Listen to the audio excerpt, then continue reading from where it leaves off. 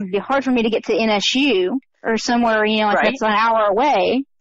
And they were like, I understand a little bit, but they're like, this would be best for you. I'm like, okay. Like, I got frustrated. Like, that happened to me last semester. Uh-huh. And I got frustrated, and I went to the board of the human services field. Did you? Yes. And she went down there, and she told them how it was. That's tough. Yeah. Yep, because they say those things. They don't know because they don't have the experience. They don't know the barriers. No. And so now what I'm wanting to do with my human services field is I'm wanting to work in children and family services. Mm-hmm. And I'm hoping like one day to find a job where I can advocate for families and children or just like help them through it. Not necessarily like be a counselor, but just Oh, you help. will be wonderful. And, I think that the roles that like that are going to be more and more needed as people with more severe intellectual disabilities, whether they have TSC or not.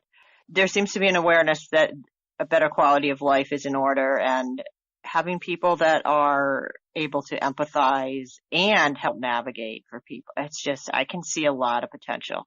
Yeah, because there's a lot of people that go into the field and, into the human services field wanting to help people with disabilities, but they have not been through it. Right. That's kind of one of my pet peeves is, as a parent, I haven't lived it, but I know the reality at home is a lot different than what professionals generally seem to think is going to work. So, yeah, the sky's going to be the limit for you, girl. You're doing awesome. Really proud of you. And going back to the relationship point of view, Yep. When I was depressed, and I was isolated and I had these friends, but, of course, I had this mindset of this isn't going to happen, this isn't going to happen, this isn't going to happen.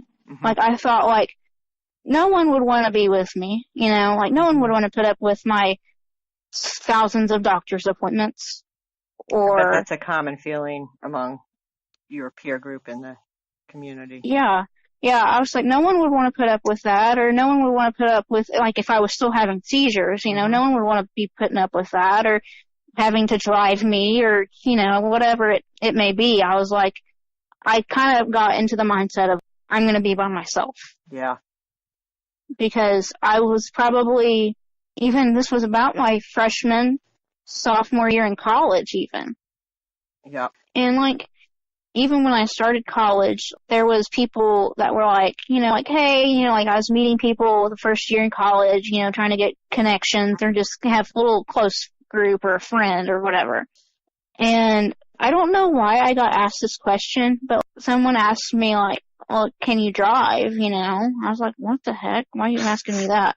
I was like, no, because I have epilepsy. And see, that's one bad thing, I guess, about me is I always try to tell people in the beginning that I have epilepsy. Uh-huh. Get it out of the way. I like to get it out of the way. I like to get it out of the way. Yeah. And so nobody, I don't want to be in the car with somebody and no one know that I have epilepsy. For sure. And I have a seizure. And so I like to get that off my plate in the beginning. And then, that's when people turn their backs on me. They're like, okay, she has epilepsy, so I don't want to be around that. Yeah, they don't know. They're just afraid. Yeah. Yeah, the more awareness. I mean, do they have, any kind of groups for people with disabilities at your college? Not really. No. Yeah, I don't know too many that do. I have heard a few people that do, but yeah, people need to know, and talking about it is good. I think, yeah, people are afraid of what they don't know. And that's the one thing I like being in the human services field is because people, I know other people maybe too, but in the human services field, people are so willing to help and willing to listen and willing to do anything because I've told some people my story in human services and they're like, oh, if you ever need a ride, I'll be there for you. Or if you need this, just let me know. I'm here for you. They're so open, and I guess part of that may be because a lot of the people in the field that I'm with are adults. Yep, that would make sense. Even though the teenagers are caring too, but they haven't gotten to the point where they can really understand. Yeah. I tell my daughter, she's running circles around, the average person her age in dealing with some of the life issues that some people never have to face, Emilie, Yeah. And it's unfortunate that you do, but it also gives you a lot of inner strength. And now that you seem to have a really good level of acceptance, you're able to really give back and find some purpose and meaning in it instead of just it being a miserable curse, because it's tough. Yeah, there's like times where like I try not to cry, just thinking about like how I was and then how I am now, because it's just so overwhelming about how much It was hard to hear, I have to tell you.